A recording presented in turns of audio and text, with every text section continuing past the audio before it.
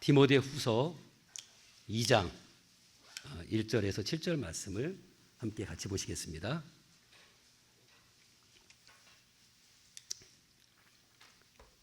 디모데후서 2장 1절에서 7절 말씀이 되겠습니다. 함께 우리 한 목소리로 같이 봉독하도록 하겠습니다. 함께 읽겠습니다. 내 아들아, 그러므로 너는 그리스도 예수 안에 있는 은혜 가운데서 강하고 또 내가 많은 증인 앞에서 내게 들은 바를 충성된 사람들에게 부탁하라. 그들이 또 다른 사람들을 가르칠 수 있으리라. 너는 그리스도 예수의 좋은 병사로 나와 함께 고난을 받으라. 병사로 복무하는 자는 자기 생활에 얽매이는 자가 하나도 없나니 이는 병사로 모집한 자를 기쁘게 하려 함이라. 경계하는 자가 법대로 경계하지 아니하면 승리자의 관을 얻지 못할 것이며 수고하는 농부가 곡식을 먼저 받는 것이 마땅하니라. 내가 말하는 것을 생각해 보라. 주께서 범사에 내게 총명을 주시리라. 아멘. 할렐루야. 여러분들은 지금 신앙생활을 하고 계시지 않습니까? 자, 신앙생활을 할 때 가장 중요한 것이 무엇이라고 생각하십니까? 무엇이라고 생각하십니까? 아마 생각해 보면 중요하다고 생각되는 것들이 굉장히 많을 것입니다. 그러나 제가 생각할 때, 제 생각입니다. 제가 생각할 때 가장 중요한 것은 저는 은혜라고 봅니다. 은혜. 왜 그러냐면요, 은혜를 받아야 신앙생활을 제대로 할 수 있기 때문에 그렇습니다. 은혜 받은 성도와 은혜 받지 못한 성도의 신앙생활은 하늘과 땅 차이입니다. 예를 들면 이렇습니다. 교회에 나오는 성도들을 보면은요, 똑같이 교회에 나와 신앙생활을 하는데 누가 봐도 인정할 만큼 신앙생활을 잘하는 성도가 있는 반면에요, 또 대놓고 말은 못하지만 아니 어떻게 저렇게 신앙생활을 하지? 이런 생각을 들게 하는 성도가 있다라고 하는 사실입니다. 대체 이렇게 다른 신앙생활을 하는 이유가 과연 뭘까? 여러 가지 다양한 이유가 있겠지만 저는 그것이 은혜에 있다고 봅니다. 그 사람에게 은혜가 있느냐 없느냐의 차이가 신앙생활하는 모습을 이렇게 다르게 보여준다라고 하는 것입니다. 교회를 수십 년 다녀도요, 은혜 없이 다니면 은혜 받은 사람 1년 다닌 것보다 못할 수도 있다라고 하는 것이 우리들의 영적 현실입니다. 그래서 주님께서 이렇게 말씀하셨어요. 먼저 된 자가 나중되고 나중된 자가 먼저 될 수 있다. 이게 바로 은혜의 차이입니다. 신앙생활을 10년, 20년, 아니 30년을 했는데 은혜 없이 신앙생활을 하면은요, 신앙의 진보가 그다지 없습니다. 그런데 1년을 했어도요, 정말 은혜가 풍성한 가운데 신앙생활을 하면 10년 다닌 사람보다 훨씬 더 신앙생활을 잘하게 된다라고 하는 것입니다. 이건 성경적인 얘기입니다. 그렇기 때문에 우리 성도들에게 있어서, 우리들에게 있어서 가장 필요한 것은 그래서 은혜다라고 하는 것입니다. 모든 분들 어떻습니까? 주 안에서 잘 되고 싶지 않습니까? 잘 되고 싶지 않습니까? 별로 그런 데 관심이 없으세요? 주님이 주시는 복을 마음껏 받아가지고 복된 삶 살고 싶지 않습니까? 없어요? 그렇다면 여러분들 은혜를 사모하시기를 바랍니다. 은혜를 받으시기를 바랍니다. 은혜 안에서 강해지시기를 바랍니다. 그럴 때 우리는요, 주 안에서 복된 삶을 살게 될 줄로 믿습니다. 형식적이고 또 습관적인 메마른 신앙생활을 통해서는요, 절대로 하나님의 복을 받을 수가 없습니다. 은혜가 넘쳐나야 됩니다. 넘쳐나야 됩니다. 은혜가 있어야 우리 영이 살고요, 은혜가 있어야 생기 있고 활기가 넘치는 신앙생활을 하게 될 것입니다. 그렇다면 여러분, 은혜와 관련해서 제가 여러분들에게 두 가지 질문을 좀 드리고 싶습니다. 이것이 오늘 설교의 중요한 테마가 될 텐데요. 첫 번째 질문입니다. 여러분들은 어떻습니까? 현재 은혜를 받으셨습니까? 여러분들의 안에, 그리고 여러분들의 삶에 은혜가 넘쳐나고 있습니까? 저는 여러분들한테 지금 과거를 물어보는 게 아니에요. 과거에 여러분들 신앙생활 어떻게 하셨습니까? 이런 거 묻는 거 아닙니다. 과거는 하나도 중요하지 않습니다. 과거에 내가 예수님을 위해서 어떻게 봉사하고 헌신하고 은혜가 충만하고 다 필요 없습니다. 중요한 건 뭡니까? 지금 현재, 지금 앉아 계신 이 상태에서 여러분들이 은혜를 받고 계시느냐라고 하는 것입니다. 어떻습니까? 어떻습니까? 아멘이 없어요. 은혜 받고 있지 않습니까? 사실은 우리 목사님한테 그런 얘기 들었어요.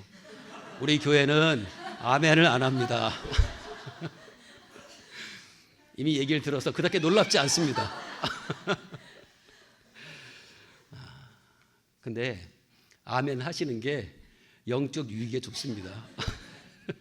저는 강요하지 않습니다. 그렇다면 여러분들 현재 여러분들이 은혜를 받았는지 안 받았는지 한번 확인해 봐야 될 것 아니겠습니까? 한번 확인해 보자고요. 내가 지금 은혜를 받고 신앙생활하고 있는지 아닌지 한번 보면 좋을 것 같습니다. 어떻게 하면 알 수 있을까요? 저는요, 살아가는 모습을 보면 알 수 있다 이렇게 봅니다. 예를 들면 이런 것입니다. 첫째로 은혜 받은 사람은요, 기쁨이 넘칩니다. 기쁨이 넘칩니다. 은혜 받은 사람 얼굴을 한번 보세요. 여러분들 항상 얼굴에 기쁨이 있습니다. 기쁨이 떠나가지를 않습니다. 은혜 받은 사람에게는요, 항상 이렇게 기쁨이 넘쳐서 심지어는 기뻐할 수 없는 상황에서도 기뻐할 수 있다라고 하는 것입니다. 여러분, 이게 은혜 받은 증거입니다. 제가 여러분들 얼굴을 자꾸 이렇게 보는 이유가 뭔지 아세요? 뭔지 아세요? 은혜 받으신 분들은 얼굴에 나타나거든요.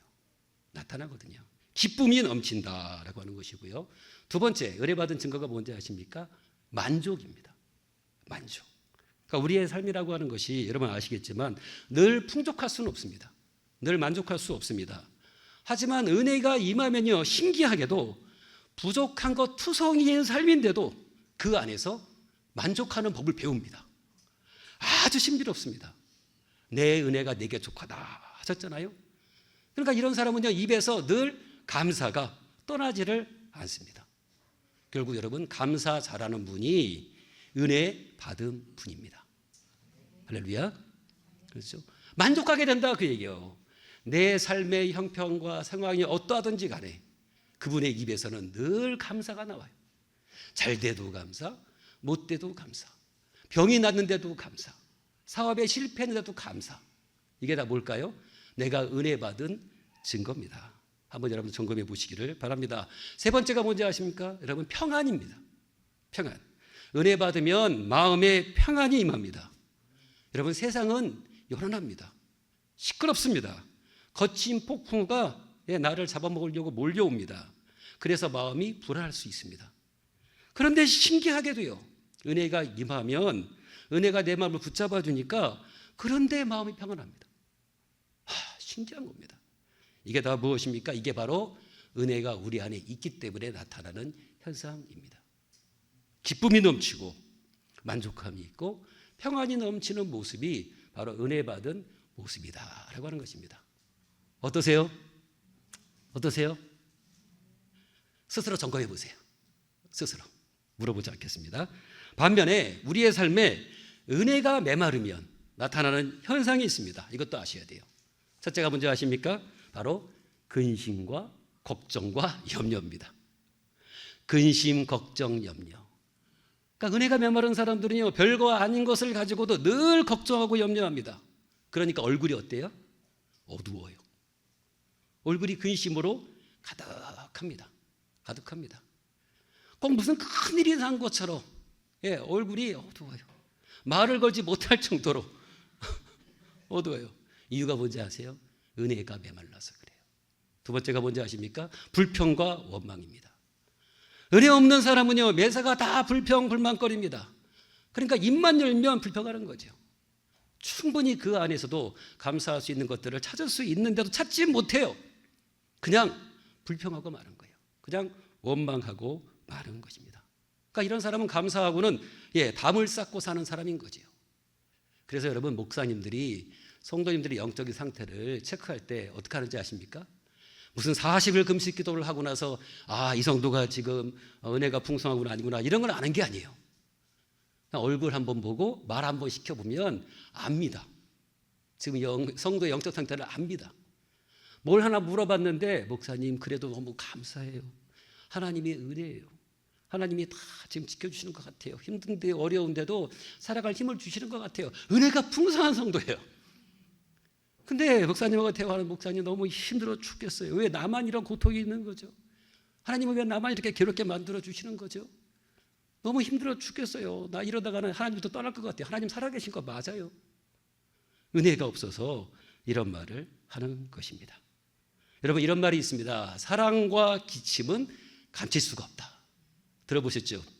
하지만 여기에 저는 한 가지를 덧붙이고 싶어요. 은혜 받으면 감출 수가 없다. 할렐루야. 여러분, 옆에 계신 분들 한번 바라보세요. 한번 서로 확인해 보시자고요. 은혜 받은 분인지 아닌지. 예, 은혜 받으면 감출 수가 없습니다. 아무리 감추려고 해도 감출 수가 없습니다. 한번 축복하시겠습니다. 옆에 계신 분들 바라보시면서 은혜 받으셨군요. 축하드립니다. 다시 한번요. 은혜 받으셨군요. 축하드립니다. 축하받을 일입니다. 이건 돈 주고도 살 수 없는 것입니다. 어제 하나님께서 우리에게 주시는 것입니다. 그래서 은혜 받았다라고 하는 것은 축하해도 되는 것입니다.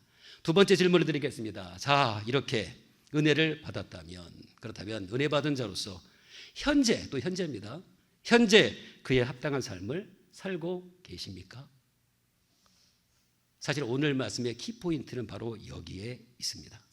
어떻습니까? 여기 계신 모든 분들은 그렇게 살고 계신가요? 아멘. 여러분들 안 하니까 저라도 해야 돼요. 아멘.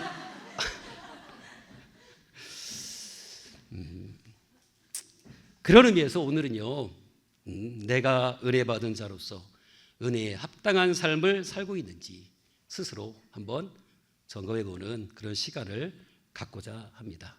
오늘 말씀, 오늘 본문의 말씀이 이에 대한 말씀입니다.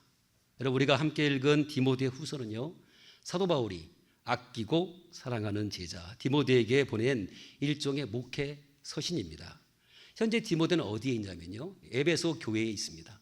에베소 교회에서 목회를 하고 있습니다. 사도 바울과는 좀 떨어져 있는 거죠. 떨어져 있는 사도 바울이 스승으로서 디모데에게 목회하는데 꼭 필요한 권면의 말씀을 해준 것이 디모데 전후서다, 이렇게 보시면 될 텐데요. 사도 바울은 먼저 디모데에게 1절에서 이렇게 말씀합니다. 내 아들아, 그러므로 너는 그리스도 예수 안에 있는 은혜 가운데서 강하고, 아멘. 하나님의 일꾼으로 주의 일을 감당하고 있는 디모데에게 사도 바울은요, 먼저 뭘 권면하냐면 은혜 가운데 강하라, 은혜 가운데 강하라, 이렇게 권면합니다. 여러분, 눈치채셨습니까? 사도 바울이 지금 무엇을 강조하고 있어요? 무엇을? 은혜를 강조하고 있는 것입니다. 은혜 안에서 강하다라고 하는 말은 은혜 가운데 거하라는 말이에요. 그리고 은혜로 모든 것을 행하라라고 하는 말이 되는 것입니다. 여러분, 이 말씀은요, 사도 바울이 디모데에게만 주시는 말씀이 아닙니다. 그렇죠? 성경은 특정한 어느 한 사람한테만 주는 말씀이 아니란 말이에요. 우리 같이 같은 믿음을 가지고 있는 모든 사람들에게 주시는 말씀인데요, 그렇기 때문에 이 말씀은요, 저를 포함해서 오늘 이 자리에 계신 모든 분들에게 하나님께서 주시는 말씀입니다. 말씀을 따라 여러분들 은혜 가운데 강하시기를 축복합니다. 은혜 가운데 강하시기를 축복합니다. 자, 그렇다면 이제 구체적으로 어떻게 사는 것이 그렇다면 은혜에 합당한 삶입니까? 어떻게 사는 것이 은혜에 합당한 삶입니까? 이것도 점검해 보시면 돼요. 내가 지금 은혜가, 아까 은혜 받았다고 그랬잖아요. 그렇다면 내가 지금 은혜에 합당한 삶을 살고 있는가를 오늘 말씀을 통해서 한번 점검해 보시기를 바랍니다. 첫째로, 하나님을 기쁘게 해드리는 것이 은혜에 합당한 삶입니다. 여러분, 3절과 4절 말씀을 보세요. 너는 그리스도 예수의 좋은 병사로 나와 함께 고난을 받으라. 병사에 복무하는 자는 자기 생활에 얽매이는 자가 하나도 없나니 이는 병사로 모집한 자를 기쁘게 하려 함이라. 아멘. 자, 말씀을 보세요. 사도 바울은 디모데에게 뭐라고 얘기합니까? 너는 그리스도 예수의 병사가 되었다, 이렇게 말씀합니다. 여러분, 여기서도 이 병사, 그렇잖아요. 여러분, 이 병사가 되었다고 그랬는데 이 병사가 꼭 디모데만을 의미하는 것일까요? 그렇지 않습니다. 사도 바울 자신뿐만 아니라 디모데와 같이 주님께 부름받은 모든 사람들을 의미하는 것이 바로 이 병사입니다. 당연히 우리들도 그리스도 예수 안에서 병사된 자들입니다. 할렐루야. 할렐루야. 그렇죠? 여러분, 우리를 예수님의 좋은 병사로 불러준 하나님께 감사하시기를 바랍니다. 우리가 대체 누구간데? 그렇잖아요. 우리가 대체 누굽니까? 우리같이 못나고 보잘것없는 우리들을 예수님의 병사로 삼아서 주의 일을 감당하게 하셨으니 이게 얼마나 감사한 일이냐라고 하는 거죠. 그렇죠? 저는요, 이 사실만 가지고도 정말 하나님의 은혜에 감사하지 않을 수가 없습니다. 제가 목회자가 됐다고요? 저는요, 저 자신을 제가 잘 아는데 저는 절대로 목회자가 될 만한 그릇도 아니고 그런 사람도 아닙니다. 너무 부족하게 많은 사람입니다. 그런데 저 같은 사람을 목회자 삼아주셔서 하나님의 교회를 섬기고 성도들과 함께 이렇게 주님의 귀한 사역을 감당하게 하셨으니 이게 얼마나 감사한 일인지 몰라요. 나 같은 자를 그리스도 예수의 병사로 삼아주셨으니.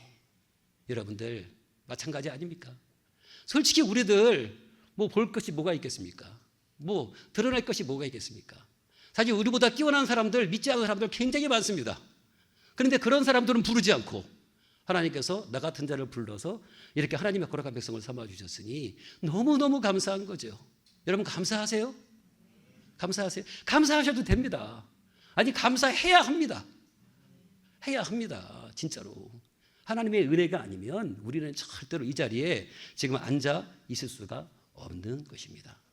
그렇다면 여러분, 병사로 부름받은 우리들, 그렇다면 어떤 병사가 되어야 될까요?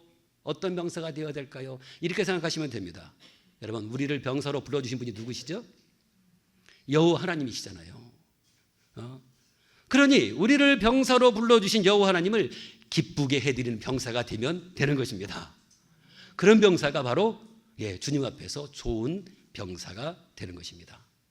그렇기 때문에 여러분, 우리는요 무엇보다도 우리의 관심이 항상 어디에 있어야 되냐면 무엇이 하나님을 기쁘시게 하는가, 이것을 늘 생각해야 돼요.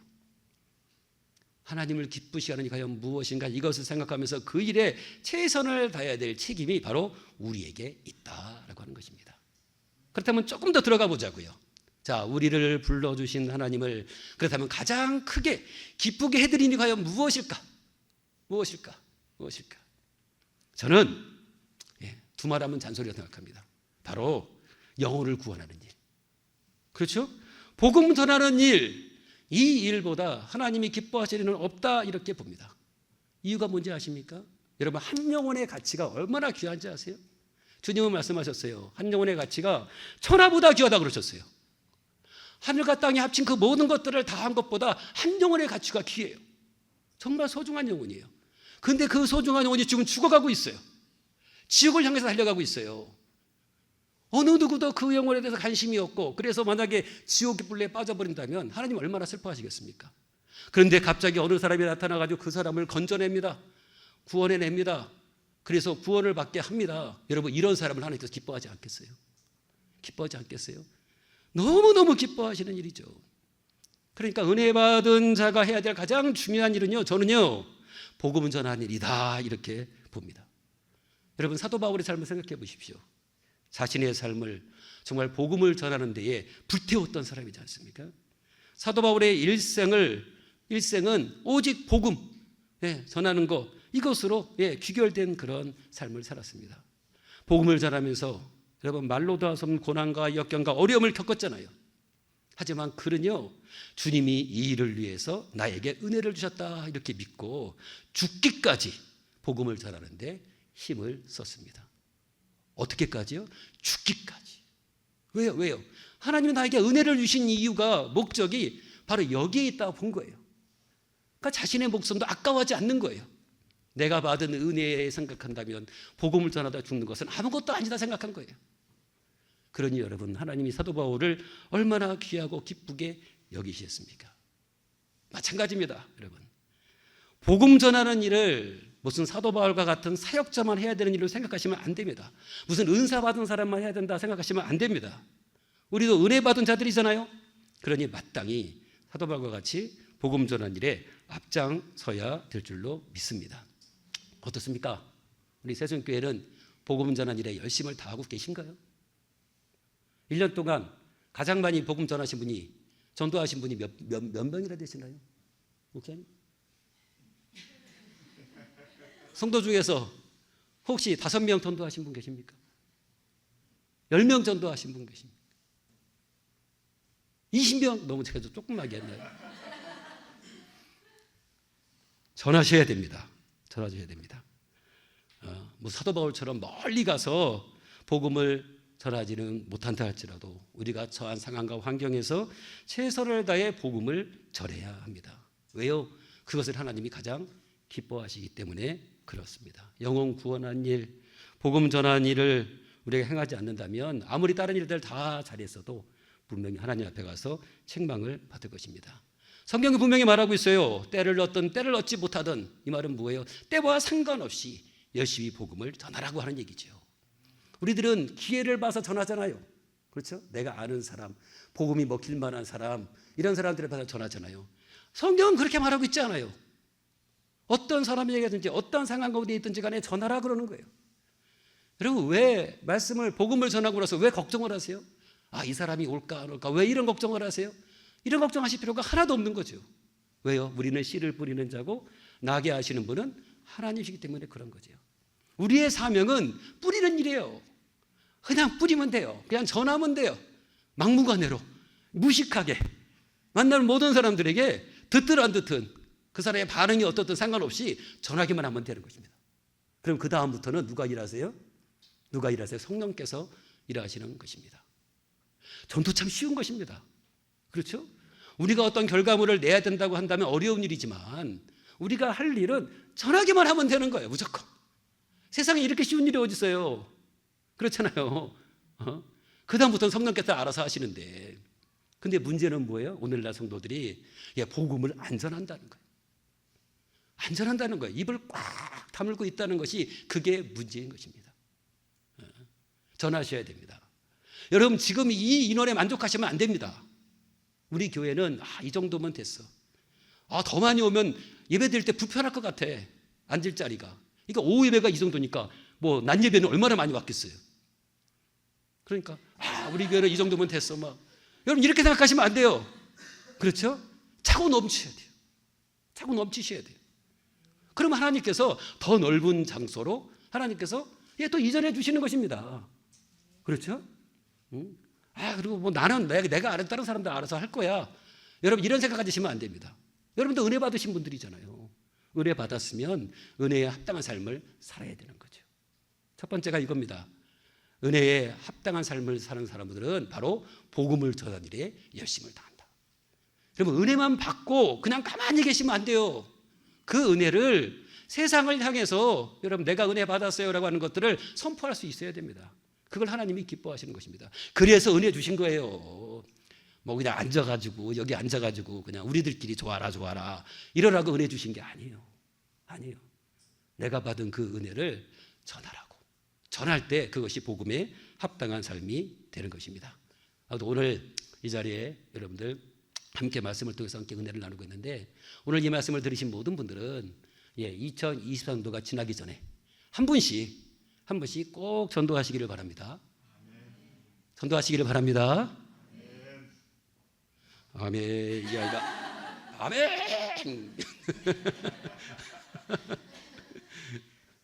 하면 됩니다. 이것도 내가 하는 게 아닙니다. 성령께서 다 하십니다. 그렇죠? 우리가 하기로 결단하고 나아가면 그 발걸음을 성령께서 인도해 주십니다. 내가 하려고 하니까 힘든 거예요. 내 능력 가지고 하려니까 안 되는 거예요. 맡기세요. 성령님께 맡기시고 그냥 하라 하셨으니 한다 생각하시고 감당해 나가시다 보면 분명히 아름다운 열매가 맺혀지게 될 줄로 믿습니다. 두 번째입니다. 은혜에 합당한 삶이라고 하는 것은 바로 무엇일까? 오늘 말씀에 의하면요, 하나님의 말씀대로 순종하는 것이 은혜에 합당한 삶입니다. 5절 말씀 보십시오. 경기하는 자가 법대로 경기하지 아니하면 승리자의 관을 얻지 못할 것이며. 아멘. 경기하는 선수가 마지막에 승리자의 자리에 앉기 위해서 가장 중요한 것이 뭘까요? 예를 들어 달리기 경기라고 생각해 본다면 다른 선수보다 결승점에 빨리 들어가는 것이 가장 중요할 것입니다. 하지만 여러분, 빨리 들어가는 것보다 더 중요한 것이 있어요. 그게 바로 뭐냐면 법, 즉 룰을 지키는 것입니다. 아무리 남들보다 빨리 들어갔다 할지라도요, 여러분 규칙을 지키지 않으면 마지막 순간에 실격을 당해서 승리자가 될 수 없습니다. 마찬가지입니다. 우리가 은혜 받은 자로서 지금 영적 경주를 지나가고 있는데 결승선을 통과하여 하나님으로부터 영광의 면류관을 받으려면 법이 뭡니까? 하나님의 말씀을 잘 지켜 행해야 한다라고 하는 것입니다. 이 말은 뭐냐면요, 말씀대로 살아야 된다라고 하는 뜻이에요. 말씀대로 사는 것이 어떤 때는 느린 것 같아요.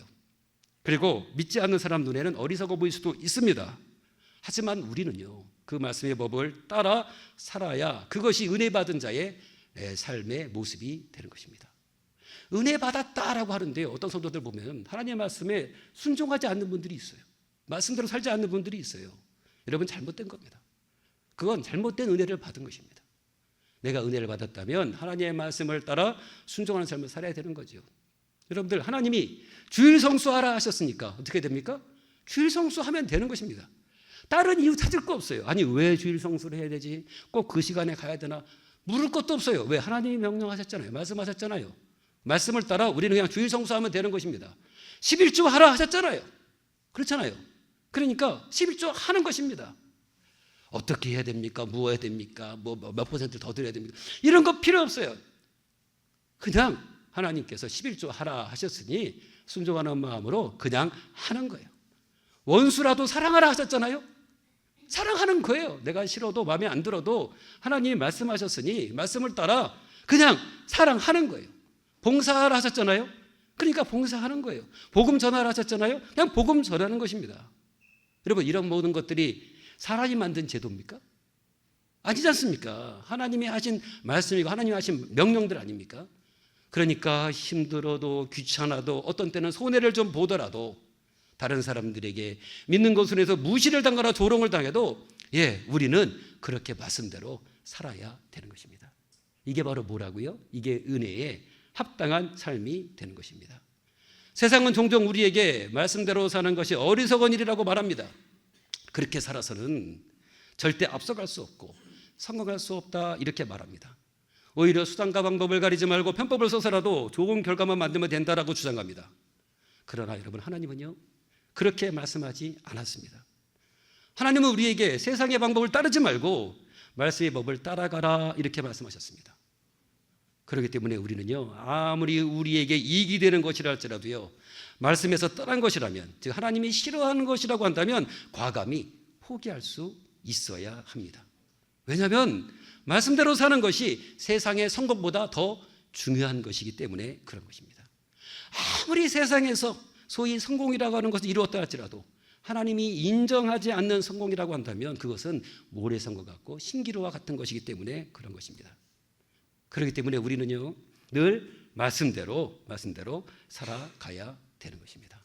우리의 삶의 지표, 또 우리가 따라가야 될 가장 중요한 기준은 하나님의 말씀이 되어야 되는 것입니다. 여러분들 하나님의 뜻을 어떻게 분별하십니까? 무엇을 통해서 분별하십니까?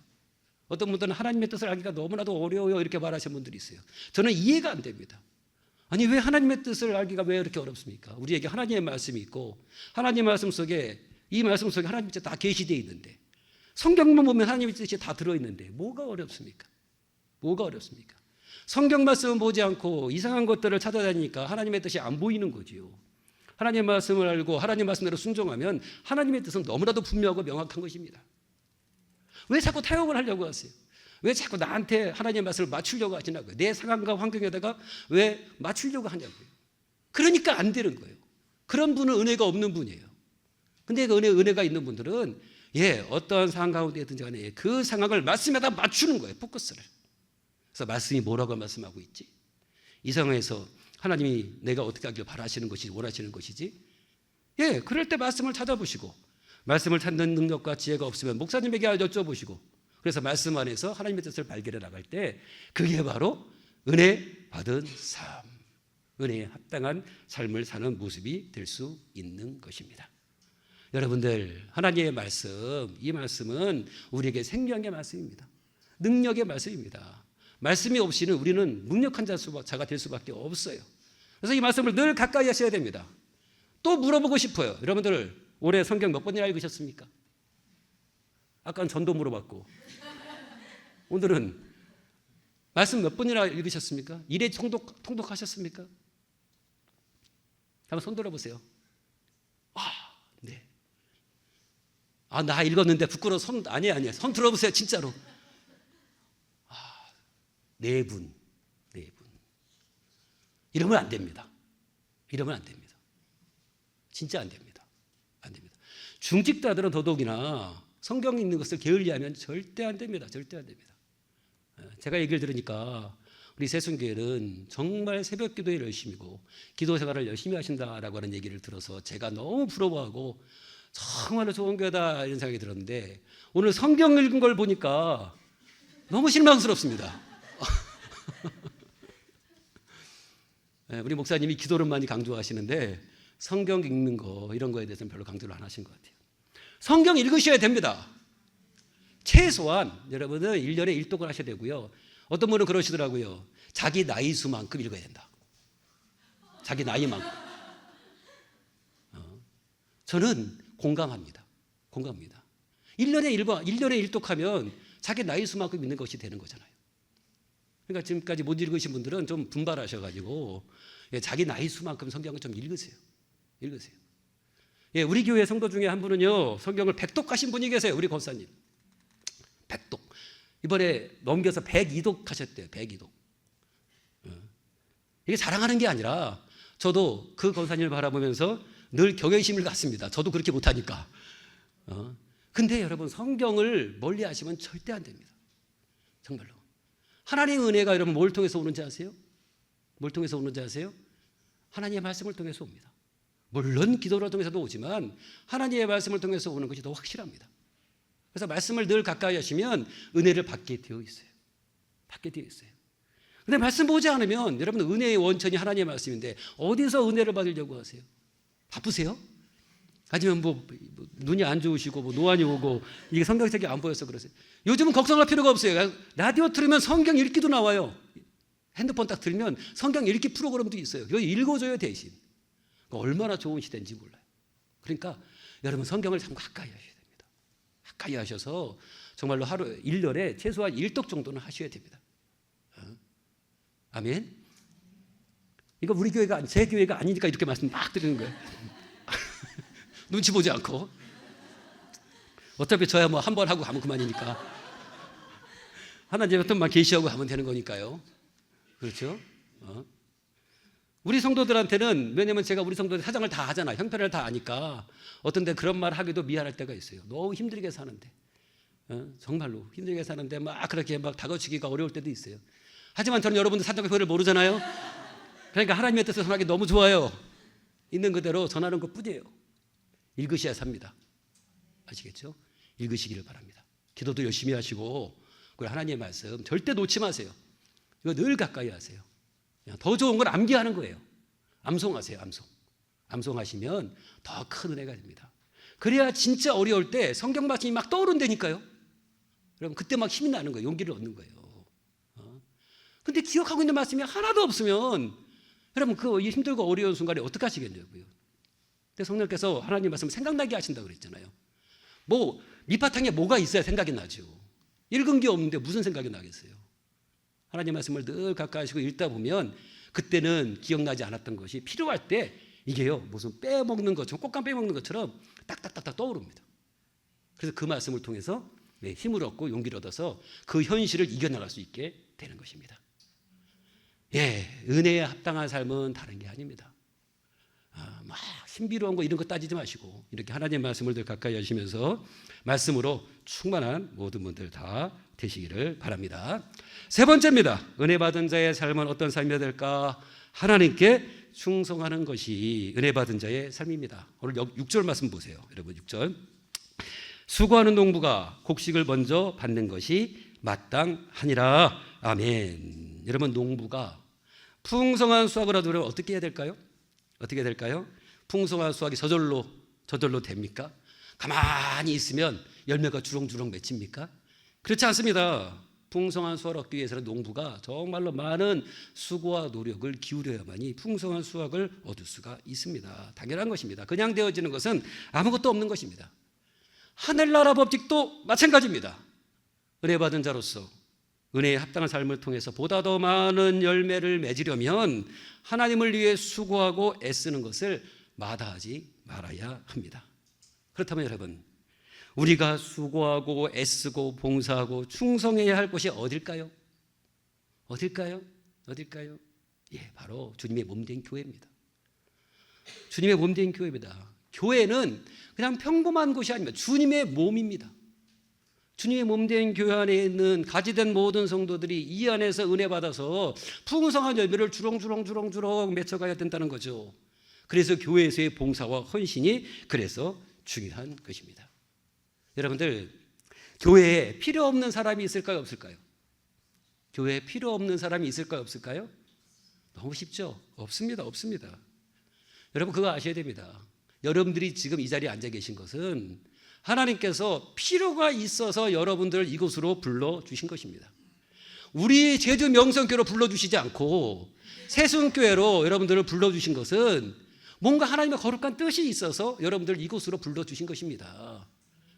할 일 없는 사람은 아무도 없고 필요 없는 사람은 아무도 없는 것입니다. 나는 나이도 많고 병도 들어가지고 아무것도 하지 못하는데 나 같은 사람이 무슨 일을 할 수 있겠어요? 할 일이 분명히 있으니까 하나님께서 그 자리에 앉혀주신 것입니다. 저는 그런 말을 합니다. 연세가 지긋하신 권사님들, 정말로 교회 나오는 것만으로도 감동이 되는 그런 분들을 볼 때마다 자리를 지켜주시는 것도 권사님이 하실 수 있는 일이구나 라고 생각이 듭니다. 꼭 뭔가 막 땀을 흘리면서 막 열심히 일할 수 있는 것만을 일하는 것이라 생각하시면 안 돼요. 하나님은 뭔가 특별한 뜻과 목적과 필요가 있으니까 여러분들 한 분 한 분들을 이곳에 불러 모아 주신 것입니다. 생명도 마찬가지예요. 여러분, 우리가 지금 이렇게 살아있다는 것이 어떤 의미인지 아세요? 그냥 사니까 사는 거죠. 그게 아니에요. 해야 할 일이 있으니까 살아있는 것입니다. 할 일을 다 하면, 할 일이 없어지면 어떻게 될까요? 하나님이 불러가십니다. 기억하셔야 돼요. 우리는 사명자입니다. 우리들은 다 사명자입니다. 사명이 있으니까 아직까지 생명이 있는 거예요. 우리의 사명에 다 하면 그때는 하나님 어떻게 하세요? 얘야, 이제 됐다. 수고 많이 했다. 네가 할 일은 다 했다. 이제 와라 하시면 가는 거예요. 생명이 있다는 것은 뭐라고요? 아직까지 내가 할 일이 있구나. 그리고 여러분들이 지금 이 교회에 이렇게 앉아 계신 것은 뭐예요? 내가 이 교회에 뭔가 할 일이 있어서 하나님께서 나를 이곳으로 불러주셨구나. 이렇게 생각하면 틀리지 않습니다. 사실 여러분들이 교회에 등록하실 때 어떻게 등록했는지 저는 알 수 없어요. 하지만 여러분들이 이곳에 등록하기까지 역사하신 분이 계세요. 그분이 누구냐면 하나님이십니다. 성령님이십니다. 무슨 말씀이셔? 내가 오고 싶어서 그냥 왔어요. 내 의지로 왔어요. 그거 아닙니다. 하나님께서 감동 안 주시면 절대 못 옵니다. 다른 교회를 갔든지 어디를 갔든지 같이 이곳에 오지 않는다니까요. 근데 하나님 마음에 감동을 팍 줘가지고 옆에도 교회 있고 저기도 교회 있는데 그 많고 많은 교회를 다 패스하고 오늘 이곳에 여러분들이 자리를 잡고 신앙생활하고 있는 것은 성령께서 여러분들을 이곳으로 인도해 주셨고, 그래서 이곳에도 네가 할 일이 있다라고 해서 여러분들을 불러주신 것입니다. 그러니 사명자가 맞는 거죠. 우리는 사명자입니다. 여러분들 지금 무슨 일 하고 계십니까? 교회에서 무슨 일 하고 계십니까? 나는 아무것도 하는 일이 없어요. 찾으세요. 작은 일이라도, 조그만 일이라도 내가 할 수 있는 일이 무엇인지를 한번 찾아보세요.